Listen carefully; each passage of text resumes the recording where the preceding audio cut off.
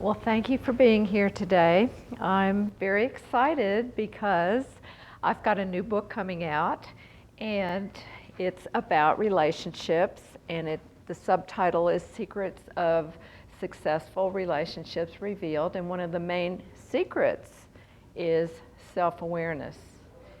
So if I'm aware and I know myself, I'm going to have better relationships. For example, if I know myself better than you know yourself, I'm going to automatically control the relationship. Why? We'll just take a simple example of going to a restaurant. I know what I'm hungry for, I know where I want to go, and I can verbalize it quickly. And if you don't know yourself, you don't have answers to those questions. And likewise, if I know you better than you know yourself, I will automatically control the relationship, even if I'm not trying to control it. So self-awareness is the key to good relationships. One of the chapters in my book is on codependence, and that's my topic today, who's the matter with me? I would like each of you to think of one person in your life that maybe you get over-involved with, worry about, say yes more than you say no, and think of that person as we're going through the workshop today. And maybe you just have a generic, you say yes before you say no personality, and maybe you'll get some insights into yourself and grow in awareness, which is the key to the whole workshop here. We're going to explore where giving crosses the line and becomes unhealthy. Rule of thumb is if you're giving conditionally, it's almost always going to be off and codependent. Anytime you have an expectation of a return, you want to be admired or loved, or you want to be in control, you'll automatically fall into that category of codependence.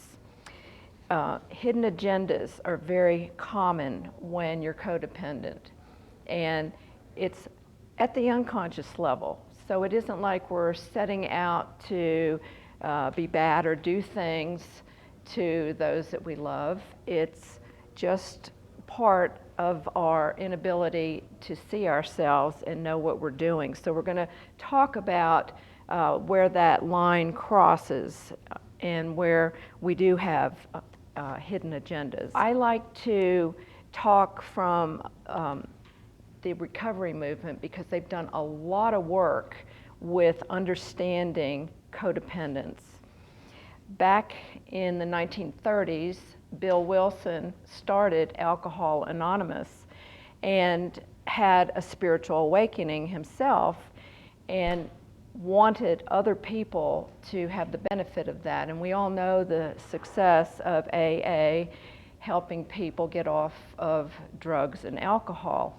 But they found that the co-alcoholic or the codependent had an unconscious desire for the person to stay sick, to be the bad one, to be the one that they were victimized from, so that they could be the good one and have the sympathy and the attention. And so they enabled the alcoholic to stay in those patterns, even if consciously they would disagree and say they wanted that person to change and get better. What exactly is codependence? It's being overly passive and overly caregiving in relationships. You put your needs as a lower priority than the needs of those that you're in relationship with. It can occur at work, it can occur in a marriage, it can occur with siblings, parent and children. It can take place universally in relationships. It's also characterized by denial, low self-esteem, being excessively compliant, and control patterns. Yes, it can be very controlling when you are the helpless codependent. Who's vulnerable to be codependent? Well, if you are a natural caregiver, you're vulnerable. If you're overly responsible, the rock of your family, the rock of your work team, you are vulnerable. If you're dependent, if you like other people to be dependent on you, that would be another vulnerable place. If you're not in touch with your own needs, you would be vulnerable. If you don't like to be alone, and if you're a people pleaser, you need to be needed. That makes us vulnerable. And as I said earlier, we all have degrees of these qualities. Some of you may have heard of Alice Miller, who's a psychiatrist in Germany, and she has a lot of books out and does not use the word codependence, but I saw myself in the book, The Drama of the Gifted Child. The gifted child is one that becomes so attuned to mom and her moods that the child can predict what's going to happen and get out of the way or do something to please that parent so that they will be in a good mood, and the child becomes overly sensitive to reading other people. What motivates codependent behavior?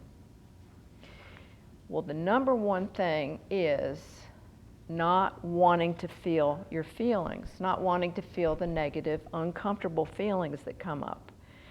So if you're feeling sad or depressed, angry, hurt, abandoned, when those feelings start surfacing, it's much easier to go do something or give something to somebody else than to stay with what's going on with that in self.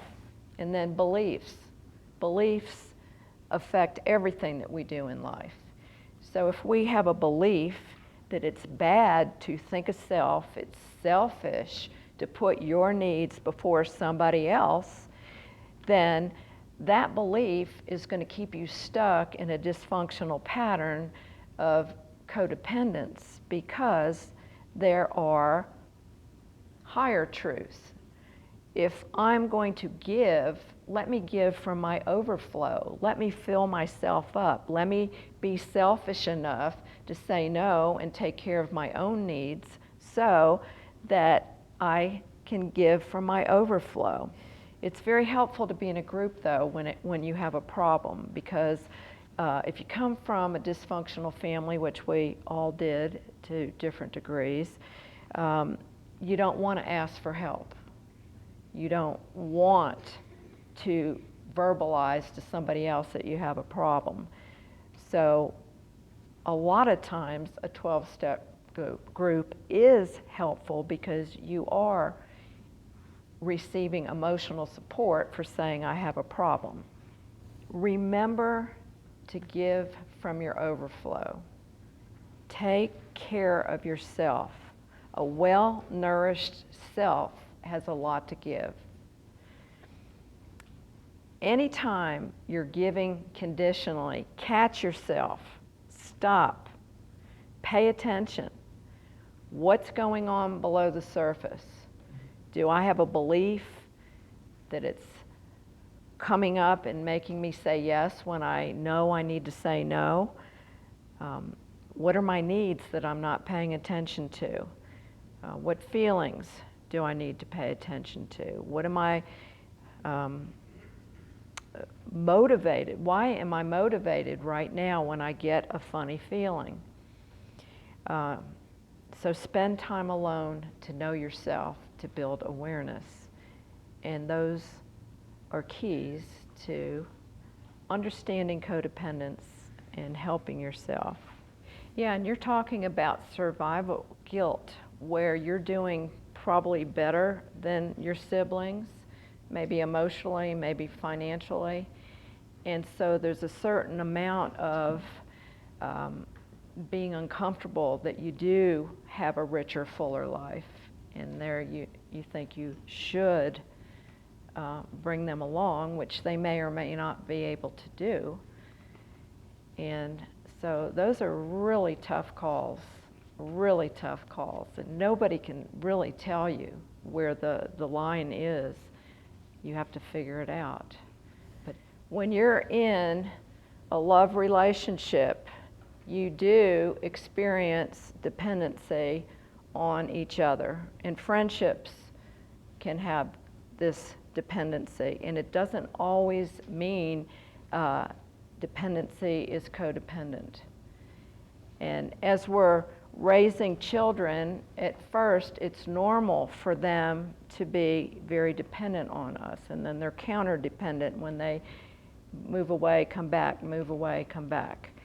And then they learn independence, but you want interdependence, and in interdependence, a healthy relationship spends time being independent sometimes and dependent at other times, and it kind of flows. So I'm not suggesting that all dependency is codependent. I gave this talk earlier in the summer, and one woman said her mother would always be in a codependent relationship, and she told her mother not to feel guilty. Like, you don't have to feel guilty if you have codependent tendencies or you fall back in that, and then you have to catch yourself and communicate differently. It's not something to be shameful from. We all have issues. We all have emotional addictions, and but as you spend time alone and you spend time with your partner, then you can keep getting clear on what you can say yes to and what you can say no to. Well, thank you for the opportunity to speak.